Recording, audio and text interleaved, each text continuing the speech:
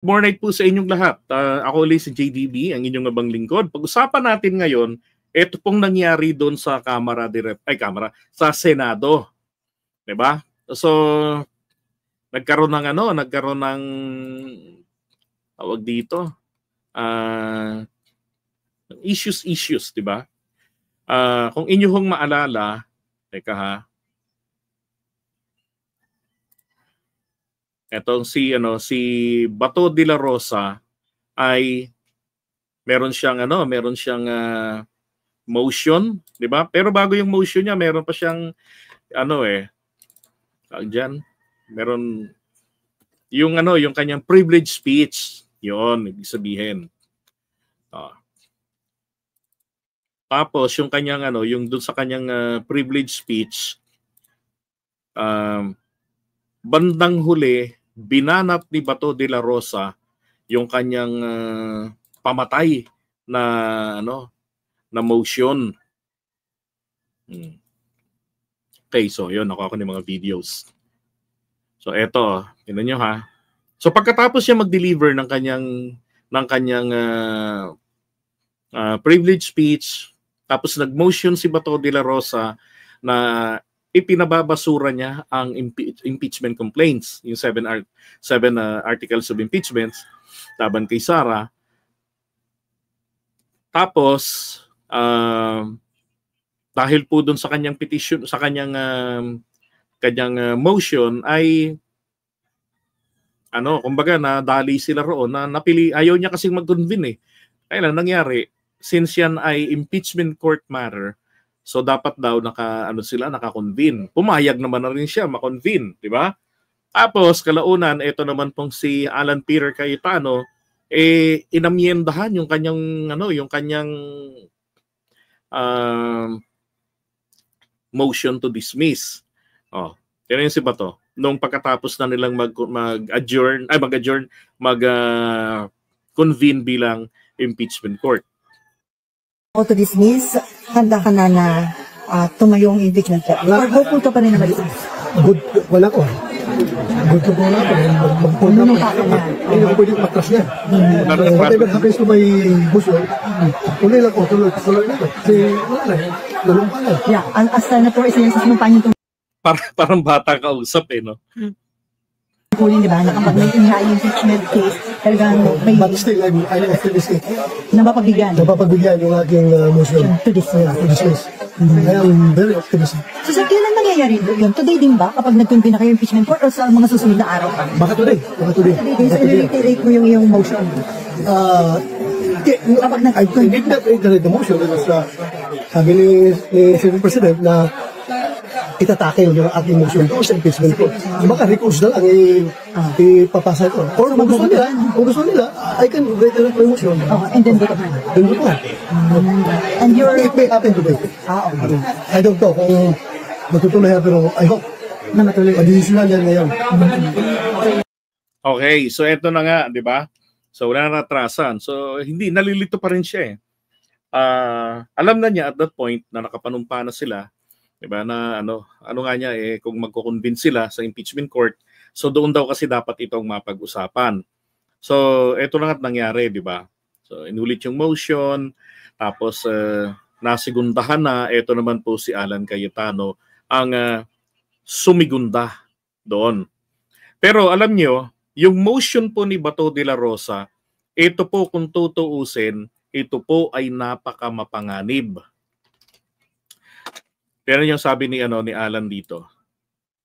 Demonyo may plano din sa atin So, one way or the other, we have to make a decision today, and it has to be the right decision. So, ito yung very practical approach ko po. We can do 3 things. We can dismiss it today. We can remand it to the House of Representatives, or pwede natin ituloy bukas. If we dismiss it today, based on the ground that it is violated the Constitution at more than once na po ito na-file in 1 year, we don't have enough time today to debate that. Okay. So sinabi niya, 3 raw yung pwede nilang gawin. I-dismiss, no? O kaya naman, talakayin nila, And then ang isang ano rin nila, dito i-dismiss nila o kaya naman ay ibato pabalik, i-remand nila sa House of Representatives. So simple lang na naipasok ni Cayetano 'yon. Alam nyo, bakit ko sinabi na napakadelikado nung ginawa ni Bato de la Rosa? Imagine, there was a motion. Okay? Ang motion, dalawa lang po ang usually kinahantungan nito. So, either lost or carried. Diba? So, sa galaw ng Senado natin, ayon nga kay Amy Marcos, lahat sila ay naghahanap ng solusyon diyan sa impeachment na yan. Na kumbaga, ibig sabihin solusyon, maibasura yan lawfully. Yung ang taong bayan hindi makakaporma sapagkat naaayon sa batas yung kanilang aksyon. Okay? Ngayon, very tricky ang ginawa ni Bato de la Rosa. Dineliver ni Bato yung kanyang speech. Tapos saka sinundan niya kaagad ito ng kanyang motion. So nung time na yon, yun na yung main motion to dismiss. Okay. So ang issue niya, dalawa. Yung constitutional infirmities na violate daw yung 1-year bar rule. Pag-usapan natin yan mamaya. Papatunayan ko sa inyo na hindi ho na-violate. Tapos, isa pa doon sa 1-year bar rule na ini-issue nila ay ito pong sinasabi nila na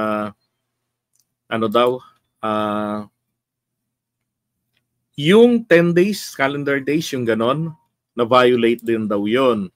No? So kasama rin yan sa papakita ko sa inyo mamaya na hindi po na violate. Kasi ang doon naman po sa part na yon, calendar days po ang pinag-uusapan eh. Teka ha, hanapin natin yung video nun. Ay, dito yung sa June. Teka. Okay. Niready ko lang yung mga kailangan. So, yung motion po na yan, pwede pong madisgrasya ang impeachment. Kung hindi magaling si Alan Cayetano. Sabi ni Sir Carlos Maglasang, mahirap kung wala kang alam sa parliamentary procedures. That's correct. So merong main motion. Kung hindi po nakakaalam, ang ibig sabihin ni Sir Carlos, pag hindi alam ang parliamentary rules and procedures, yung basic nga lang yan kay Orendain eh.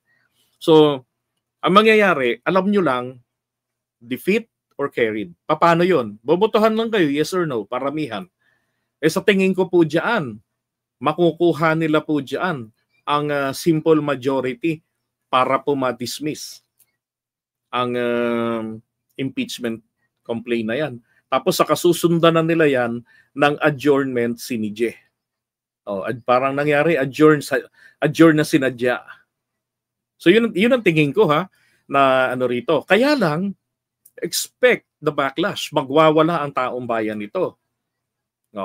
So ngayon, etong si Cayetano, Batikano ng senador, alam rin naman niya yung parliamentary rules and procedures, na maaari pong amyendahan ang main motion. Okay, so merong main motion to dismiss. Pwede ka pang mag-motion para ito amyendahan. Katulad ng, tingnan nyo si Risa Ontiveros. Ano ang sinabi ni Risa Ontiveros? Ang hinihingi naman niya, minumove niya ron na pagkatapos ni Bato de la Rosa ng kanyang privilege speech ay walang i-entertain na kahit anong activities, motion, o botohan, o interpellation, yung ganun ang kanyang hinihingi. Hindi ho po pwede yun. Kasi syempre papalagyang mga kasama niyang senador. May mga gustong mag-interpellate, kay Bato.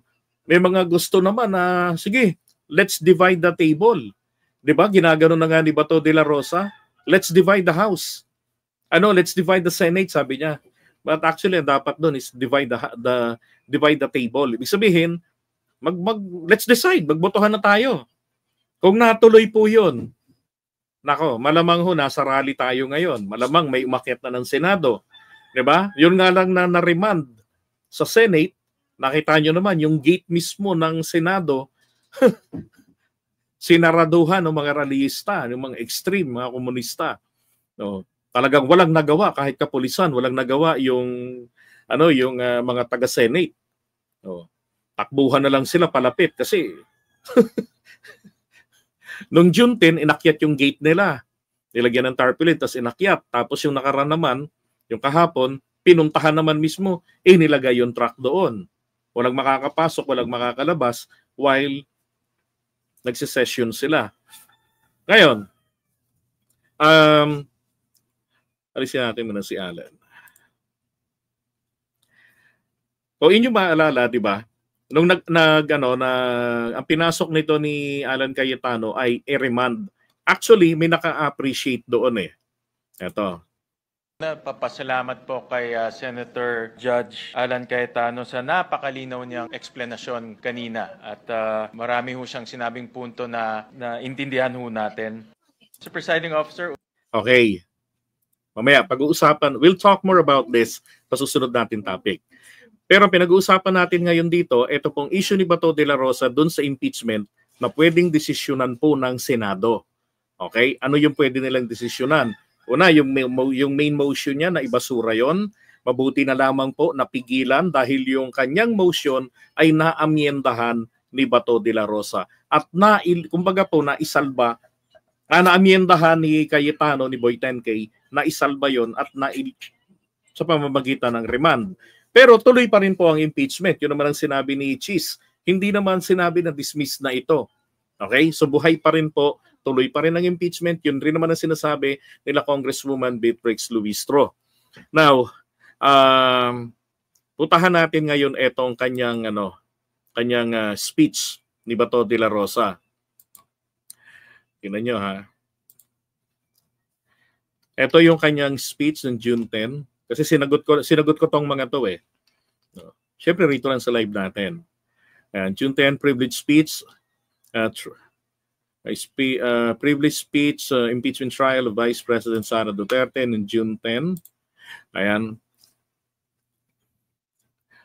Teka, dito na tayo. Sabi, kagaya po ng construction ng isang bahay, ang proseso ng impeachment ay kinakailangan na nakatungtong sa isang solidong pundasyon. So ini-establish siya rito. Ibig kong sabihin ng mga arkitekto na pasimuno nito ay may tungkulin na tiyakin na may tatayuan ang kanilang mga akusasyon. Uy. Ngunit ang impeachment ay isang proseso na hindi nakasalalay lamang sa mga arkitekto o mga instigador nito. Sa totoo lang, pinakamadali ang naging gampane ng House of Representatives sa proseso ng impeachment. Iyon ay ang pagbuo ng mga akusasyon, Mr. President. Kahit sino po ay maaaring magparatang kung kanino man. Doon naman malabo yun.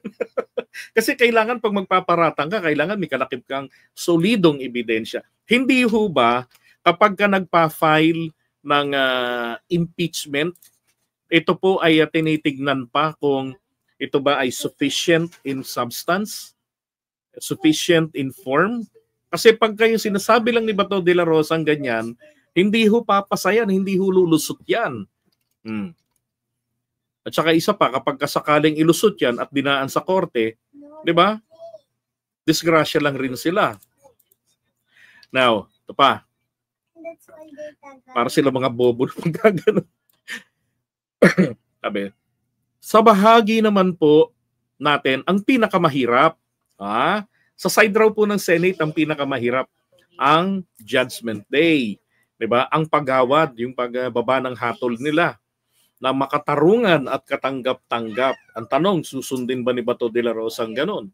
Diba? Ano man ang nakatungtong sa mahinang pundasyon ay laging may panganib na gumuho. That is correct.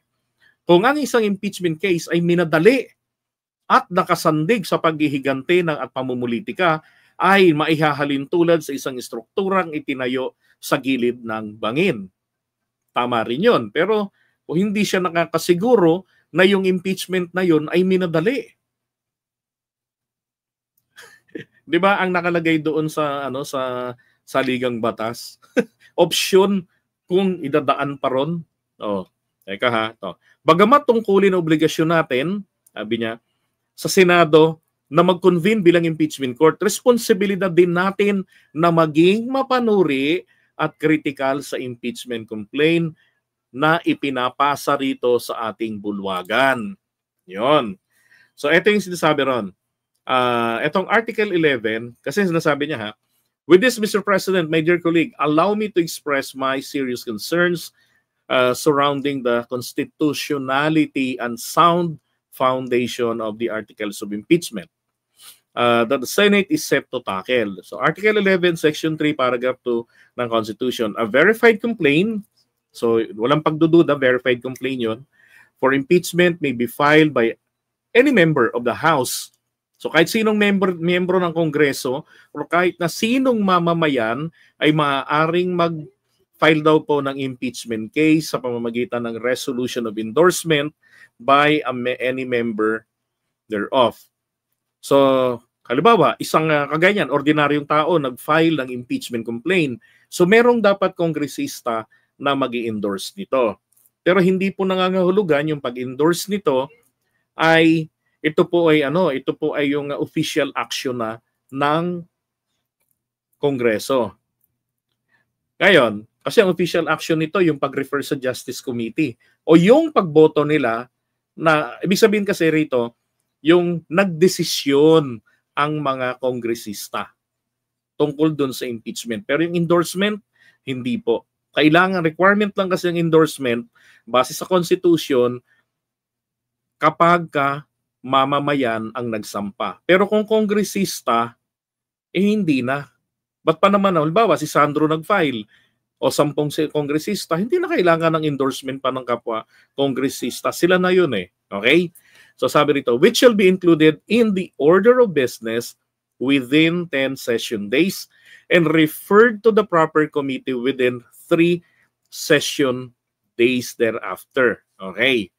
So, ang sinasabi niya pa, December 2 daw po, 2024, yung unang-unang impeachment complaint na i-file. Pangalawa, December 4. Tapos yung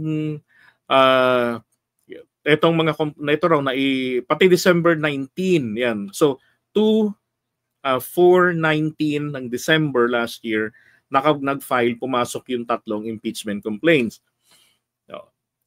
Tapos ang sabi rito, these complaints were each endorsed by members of the House of Representatives. Okay. Sabi niya, the House of Representatives rules of procedure in impeachment proceeding require the Secretary General to immediately refer the complainants to the Speaker.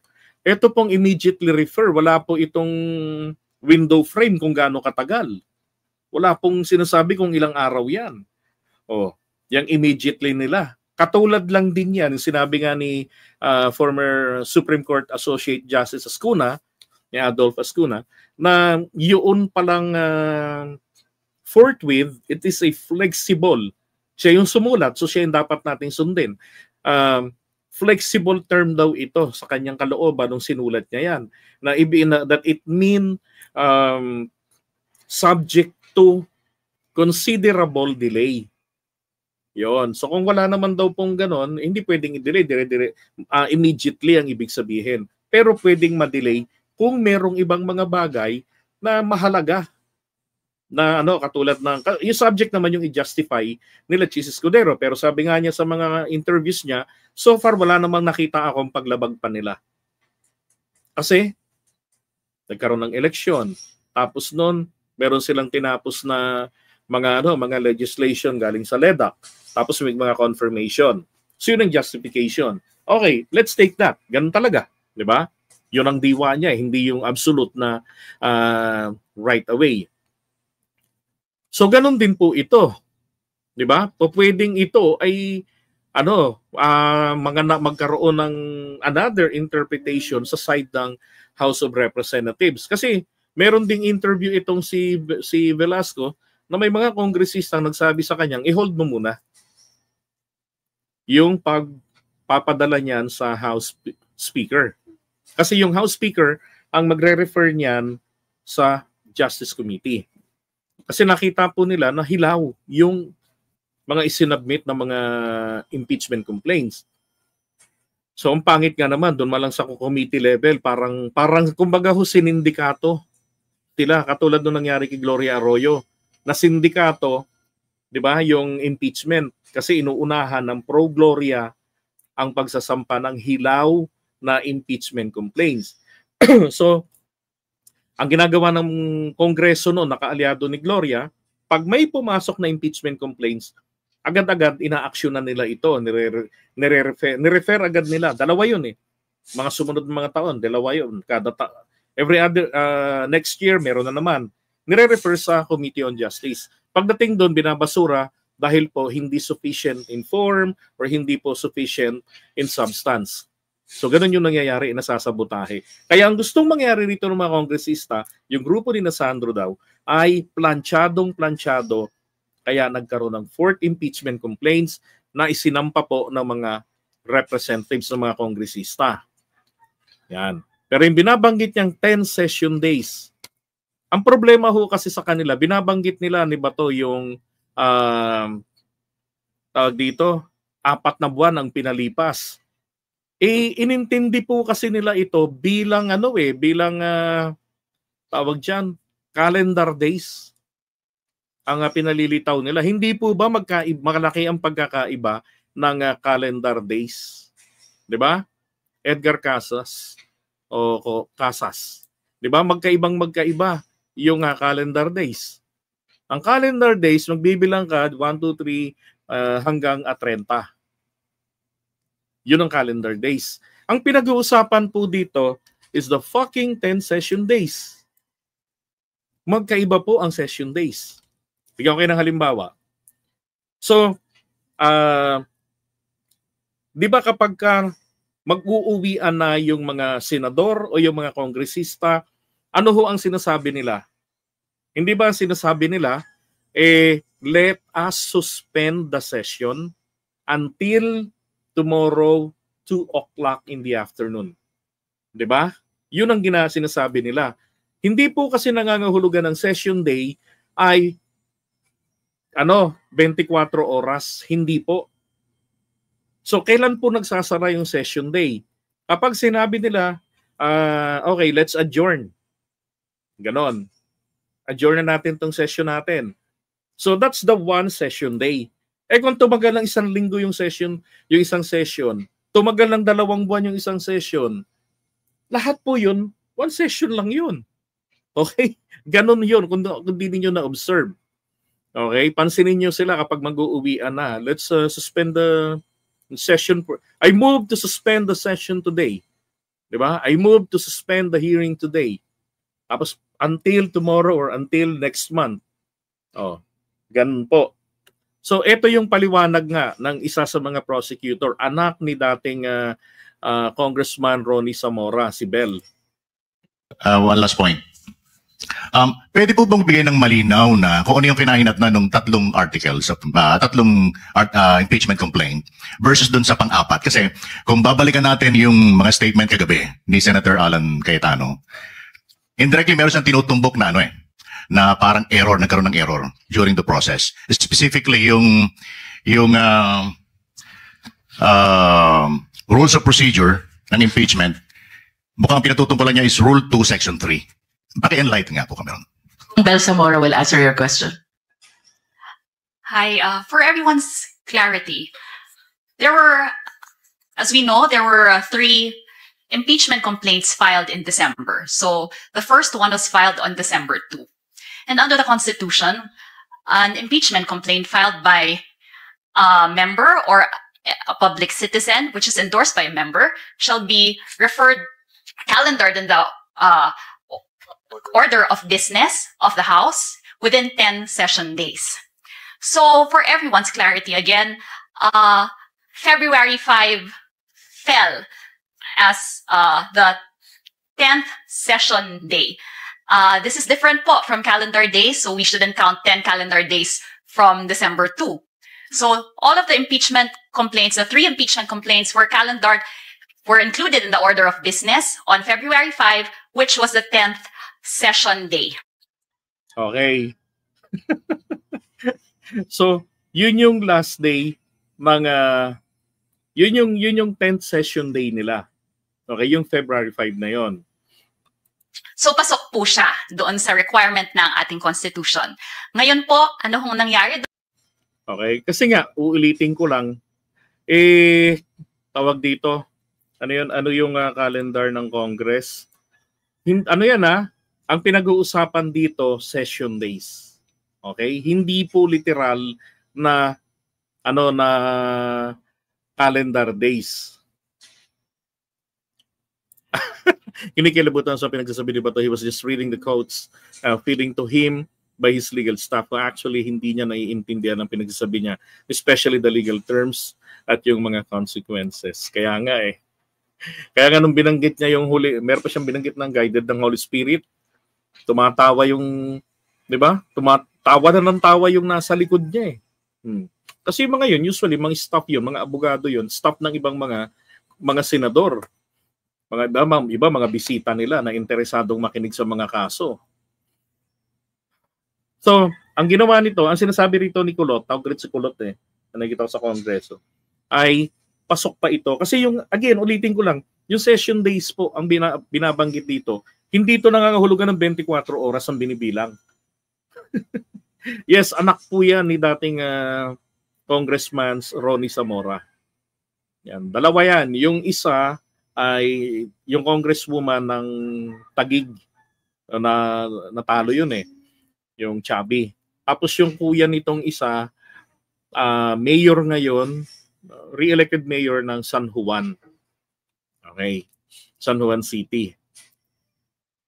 Doon, nung nakakalendar po siya, binasa po ito sa ating plenary session because there was already a fourth impeachment complaint which consolidated actually all of the articles in the different complaints. Pinagsama-sama po. Kaya po yung tatlong impeachment complaints ay na-archive na lang po. Pasok po siya doon sa requirement ng Constitution na makalendar sa session within 10 session days. Yun po yung requirement. Kaya kami po ay, ang House of Representatives po ay fully compliant with the constitutional requirements as well as the rules of Congress. Ito kaya yung naging dahilan kung bakit naglabas sila ng remand order kagabi?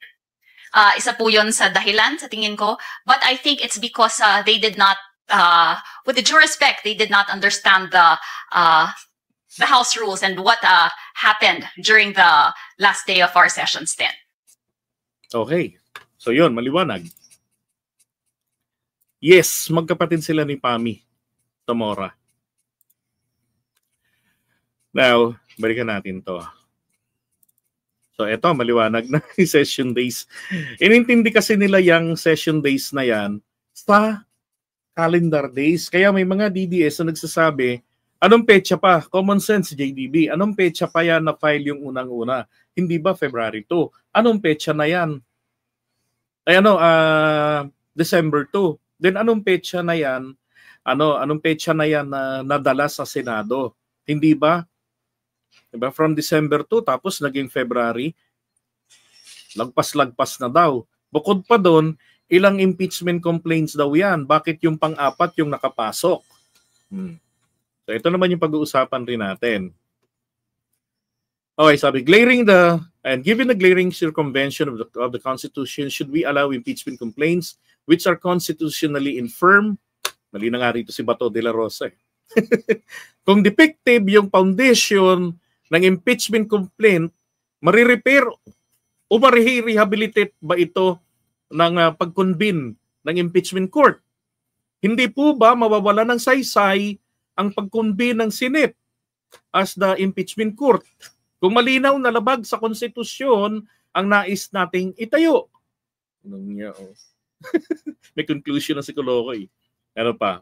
Some of the members of this august body may not agree with me and may take a different view as to whether the one-year ban has been violated by the House of Representatives. To settle this issue, the separate opinion of Chief Justice Reynato Puno in Francisco. Naging Chief Justice ba si Reynato Puno?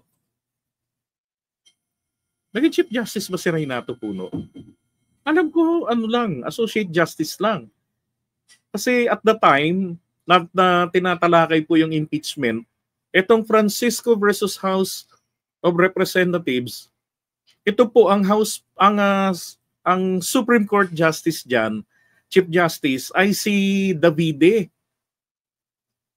Dahil sinampahan ito ni ERAP noong 2003 ng impeachment complaint. Anyway, sabi niya ha, former Chief Justice Puno said that before the Senate, o baka siguro sumunod ng pagkakataon naging Chief Justice si Puno. I'm not aware. Anyhow, sabi niya, former Chief Justice Puno said, before the Senate is convened as an important court, the Senate, which has the primary jurisdiction over the case, can already decide the question of whether one-year ban has been violated or not. Yan. Which is why insisting ako na ma-deliver ito before we convene. Okay, so issue niya rito, 4 na impeachment complaint daw po yung na-file. So issue niya rito kasi sinasabi dapat po meron yung 1-year bar rule. Alright, so hinanap ko po yung kung may talagang sinabing ganon, ito hong si Puno. Okay? Oo nga, basta may justice, yun na rin yun. So hinanap ko po yun. Okay, so makikita nyo po yung GR number. Makikita nyo dyan si GR. Yan po ang GR number. No? Hold on 1 second. Okay. Makikita nyo yan dyan sa GR number na una kong binigay, yung 160261. Na November, ang petsa po ng decision niyan ay November 10, 2003. Okay? So yun ang tutahan natin. So dito sa number 4. If the second impeachment complaint finally reaches the Senate, a number of things can be done before the Senate is convened as an impeachment court. And for example, itong binabanggit dito ni Puno ay hindi pa impeachment court. For example daw, the Senate, which has the primary jurisdiction over the case, can decide the question of whether 1-year ban has been violated.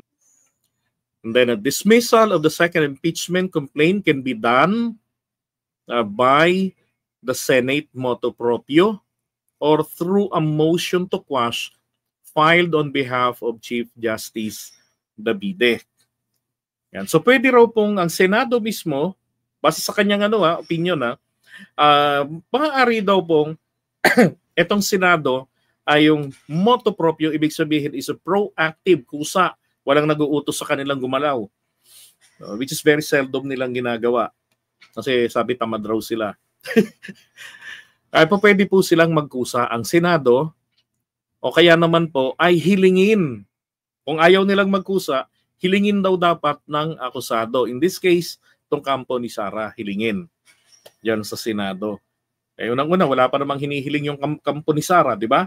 Diyan sa Senate na i-dismiss. So pwede po silang mag-motu proprio. In this case, si Bato de la Rosa yung nagpapadismiss bilang senador. Yan. Now, sabi rito, if the Senate decides that the 1-year ban has been violated or what the complaint on its face has no leg to stand on, this could be the end of the whole controversy. So ito yung sinasabi ni Bato de la Rosa, no, na inagapan ni Alan Peter Cayetano. Sabi niya pa rito ni Puno, my point is that there may be no urgent need for this August tribunal to render a decision at this point. The Supreme Court, which is the final jurisdiction on questions of constitutionality, should be the final arbiter. Kasi maaga pa naman daw eh. Sabi, it should be the authoritative court of last resort in our system of democratic governance, which is yung Senate daw po dapat muna. In my view, all the remedies in the House and in the Senate should be exhausted first. So dapat po dito rin munang mag-settle nito ng issue na to ang Kongreso tsaka yung Senado. Kaya po nagkaroon ng motion to remand si Cayetano. Okay? Ibinalik. Ano bang hinihingi nila sa motion to remand nila? Doon sa motion to remand niya na napagbotohan ng 18. Hinihingi nila, kasi issue ni Bato de la Rosa constitutionality, patunayan nyo sa amin na wala kayong nilabag. Kailangan namin ng certification. At yun na po yung ginawa ng House of Representatives since it was addressed. Kasi sinasabi nga rito House of Representatives tsaka yung Senate daw po dapat in-exhaust, inubos nila muna yung lahat ng ng available remedy para ma-settle yung issue bago naman yan iakyat sa Korte Suprema. Tandaan nyo, di ba lagi ko sinasabi, ayaw ng Korte Suprema na nagigis silang rest back battleground ng mga talunan sa ibaba tapos gustong makagante, tatakbo sa Korte Suprema. Yung mga gustong mandelay, tatakbo sa Korte Suprema. Kay Korte Suprema, may mga utak naman kayo, meron kayong mga sariling set of rules. Mga abogado kayo, yung iba sa inyo, nakakaintindi kayo. I-settle nyo muna yung issue sa inyo. Problema nyo yan internal nyo yan. Kayo muna ang umasikaso niyan. Yan ang sinasabi rin dito ni Puno. Now, it should be the authoritative court of last resort in our system of democratic governance. In my view, all the remedies in the House and in the Senate should be exhausted first. So kaya makatuwiran yung motion nila at saka yung order nila roon sa House of Representatives. Now, ang tanong, hindi ba pwedeng mali ba ang impeachment court? Tandaan nyo ang nag-utos impeachment court po ang nag-utos diyan sa Kongreso na mag-certify kayo na wala kayong nilabag. Okay? Ganon. Di ba? So tingnan nyo ang relationship. Impeachment court to the House of Representatives. Kapag korte po, mas mataas po yan sa House of Representatives. Anong sabi ng nina Beatrix Luistro? Itatalima kami sa kanilang kagustuhan, sabi nila. 'Di ba nung press con? Pero since etong utos na ito ay naka-address sa leadership kay Martin Romualdez, then si Martin Romualdez ang bahalang sumagot diyan. So anong ginawa nila? 'Di ba? Merong resolution na inadopt ng plenary na nagsasabing wala kaming nilabag, ganito, ganyan. Siyempre, with all the attachment and for explanations nila, lahat-lahat yan nakaisasubmit. Not just the certification only, but the justification. Yun ang ginawa nila dyan. So, yung kumalat sa SOCMED, certification lang. So, that is the compliance. Hindi po, ang maliwanag nito, hindi po binabastos ng impeachment court ang Kongreso. They are not co-equal body. Okay, mas mataas ang korte. Pero kung ang nangyari po itong Senado natin acting as senators, as Senate, hindi nila pwedeng gawin 'yan sa House of Representatives na utusan na mag-certify kayo. Okay? So ganun po 'yon. Walang nabastos doon. Kasi ginamit po nila yung authority, nakakonvene na sila bilang impeachment court. Korte na yung nag-utos. That's why compliant ang House of Representatives na nag-certify agad-agad sila. Tapos, sabi pa, only when this case is ripe for judicial determination can the Supreme Court speak with great moral authority and command the respect and loyalty of our people. Few will dispute that the former Senate President Salonga has the power of a person in sight. Okay. And then, ito yung ni Puno. In the light of the above, ito yung mga issues na na-raise nila ron. I vote to dismiss the petitions at bar. Kasi, ang kwento dyan, di ba si ERAP ay napatalsik sa pwesto noong 2001, sometime around January. And then, nangyari ngayon, etong sina Erap, nung babalik na sana, nako, ayaw na ni Gloria Arroyo isurrender sa kanya yung presidency. Ang mga TV networks, inedit nila. Beginning the second day ng Gloria Arroyo admin as an acting president, tinanggal nila yung as acting. Narinig ko yun eh. Nakasakay ako sa jeepney pa uwi pagkatapos na mapatalsik si Erap. Di ba 35 o 38 yata kami naiwan doon sa Minjola na in-anticipate namin yung paglusob kasi yung maraming nag-aabang doon sa kalye. Nang malaman nilang lulusubin na si Erap ng mga nanggaling sa EDSA, yung EDSA 3, ay EDSA 2, nag-uwian na. Kami naman naiwan doon. Kami yung nambato sa kanila at nakipagbatuhan. So nung natuluyan ng lumaya si Erap, so uwi-uwian na kami ngayon noon. Ito na nangyari. Narinig ko nun sa jeepney nanunumpa na si Gloria Arroyo and I clearly heard as acting president. Eh di ba sa Constitution kapag ka nabakante, titignan, ano ba, temporary, is it temporary in nature, may trangkaso, hindi niya magagampanan yung trabaho niya. Kaya nga ginagawa ng presidente, inatalaga na yung ibang mga cabinet members eh. Kasi pag binigay mo sa vice president, potrages. Pag may hidden agenda, tapos ang laban. So, anong nangyari noon, 2003, gumanti si Erap. Si Davide kasi, nung ni-raise nila yung question diyan sa yung issue diyan sa yung constitutionality ng administration ni Arroyo, sinabi niya na ako pa rin ang presidente, hindi naman ako nag-resign.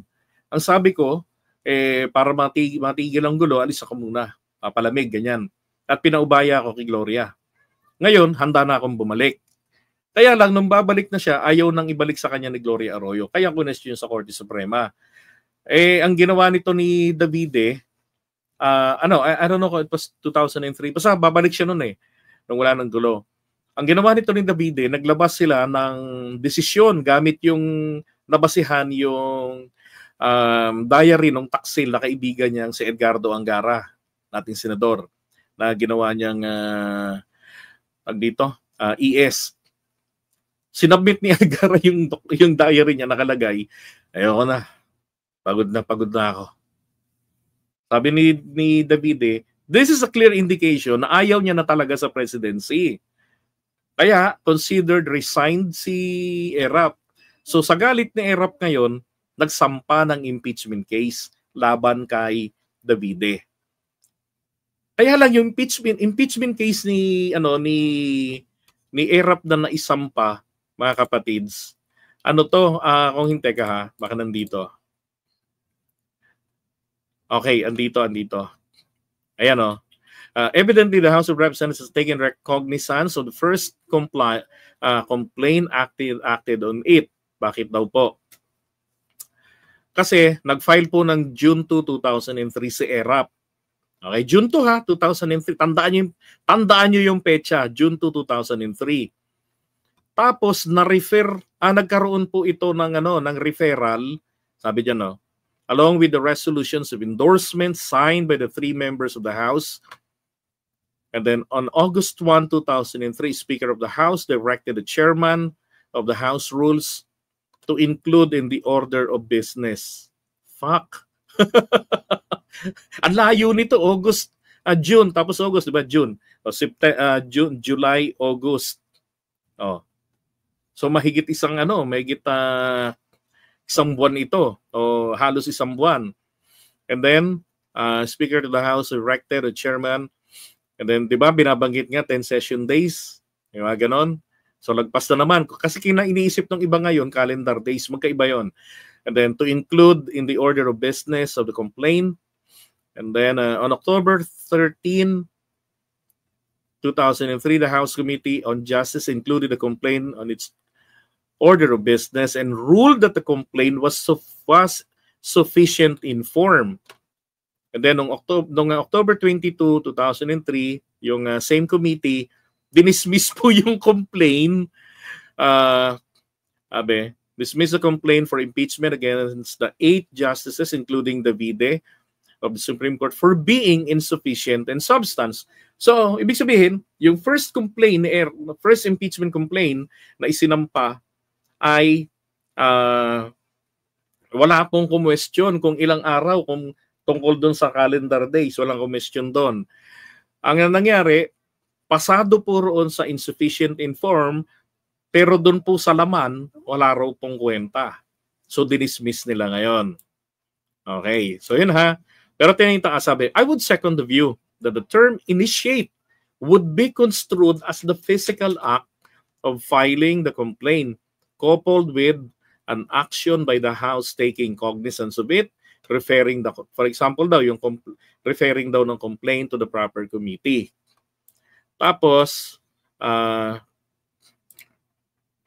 puntahan naman natin itong GR 1934-59 kay Merceditas Gutierrez. So, ang sinasabi po dito lang tayo ito. Petitioners reckons on the state, yung sa 1-year bar from the filing of the impeachment against her on July 22, 2010. Kasi ganoon din nangyari rito eh. May nagsampa rin ng kay Merceditas Gutierrez, binagsampa rin ng mga impeachment complaints. Ang problema, magkakasunod po, pasok sa loob ng 1 taon. So ang nilinaw po dito ay ito. On the other hand, public respondent raised group, and respondent interventioners submit that the initiation starts with the filing of the impeachment complaint and ends with a referral to the committee. Ito, contrary to the petitioner's assertion, Francisco states that the term initiate means to file the complaint and take initial action on it. The initiation starts with the filing of complaint, which must be accompanied with an action to set the complaint moving. So, ibig sabihin, ang ginawa nila rito, initial action of complaint is the referral to the complaint to the Justice Committee. Hindi po yung inendorso ng kongresista. Okay, hindi ho. Kung hindi, yun pong pag-refer doon sa proper committee, yun na po yung nagtitrigger ng 1-year bar rule. Okay, so yan, marami pa yan eh. Yan. So balikan natin ito. Etong iniiyak na to ni Bato de la Rosa.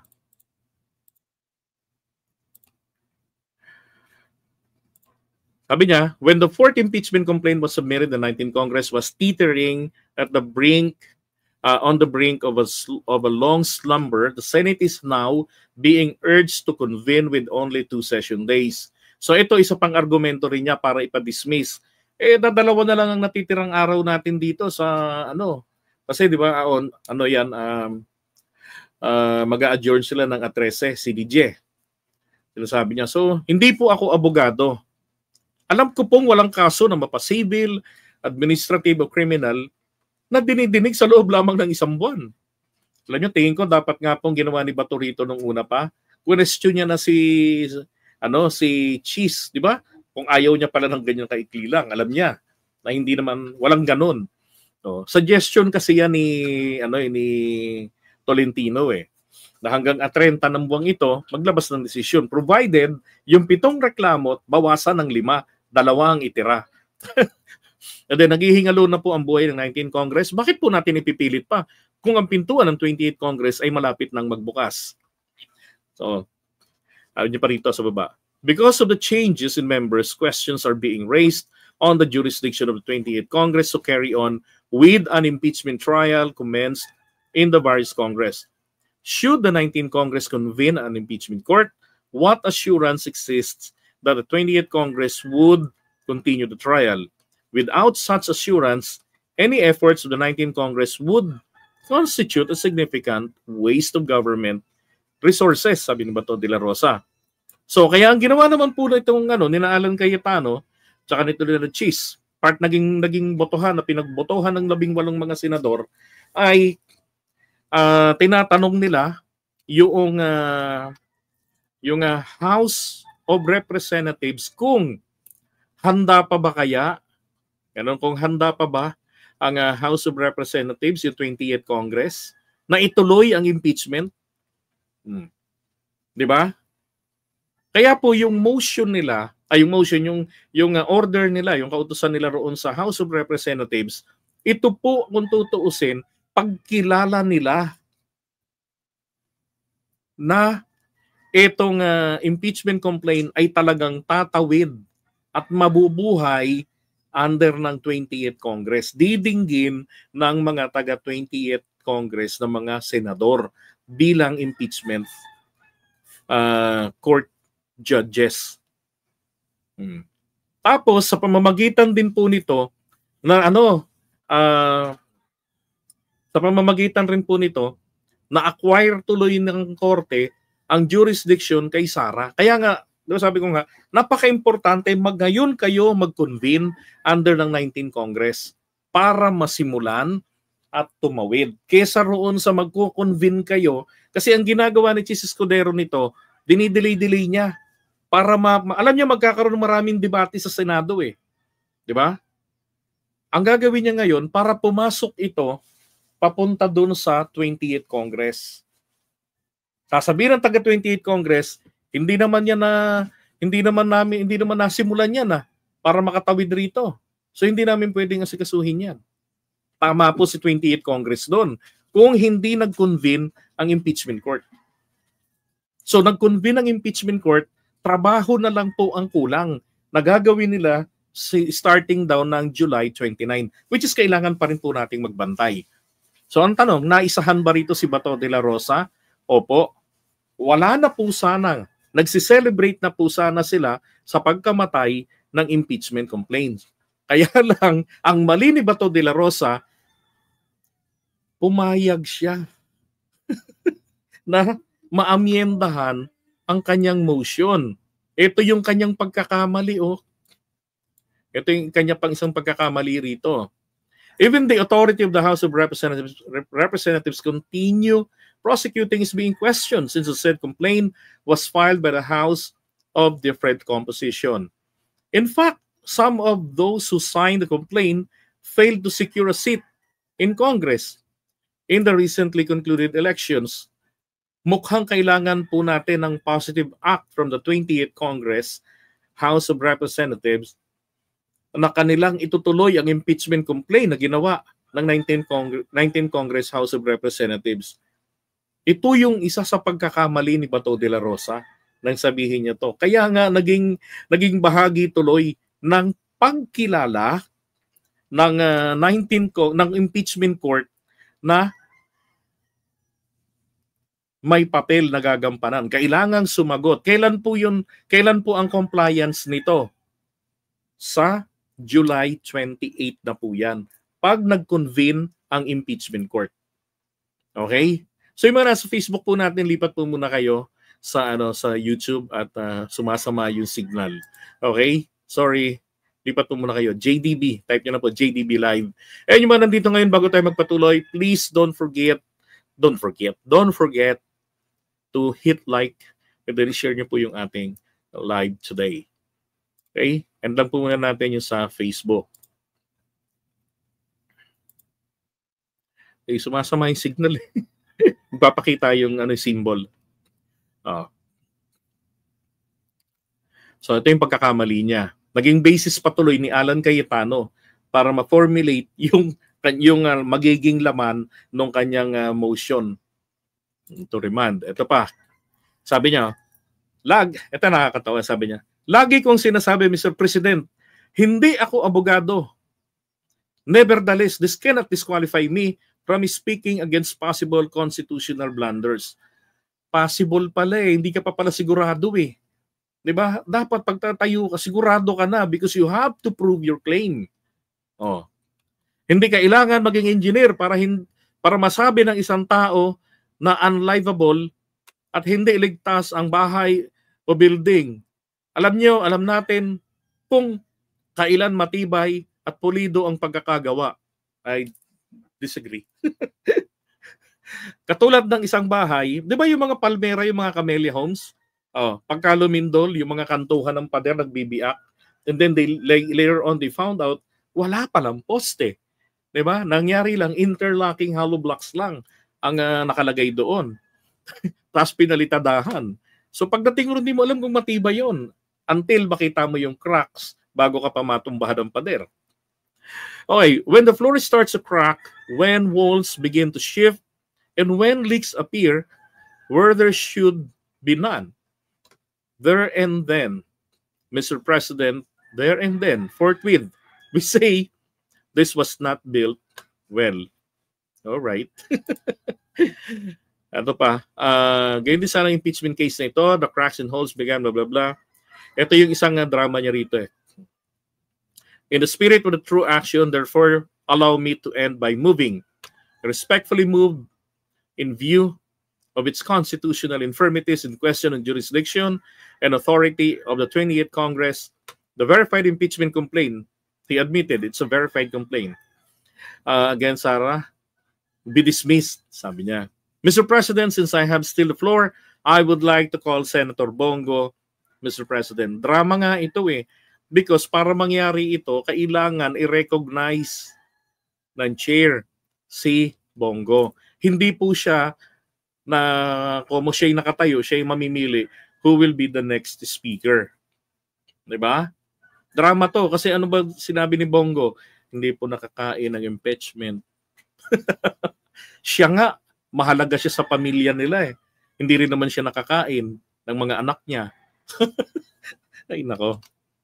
So ito yung sinasabi nga na kung hindi nakakaintindi ng parliamentary rules, nako, magkakaletse-letse mismo yung sarili mong motion, 'di ba?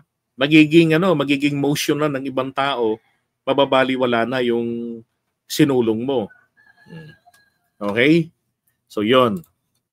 Iwan muna natin 'to.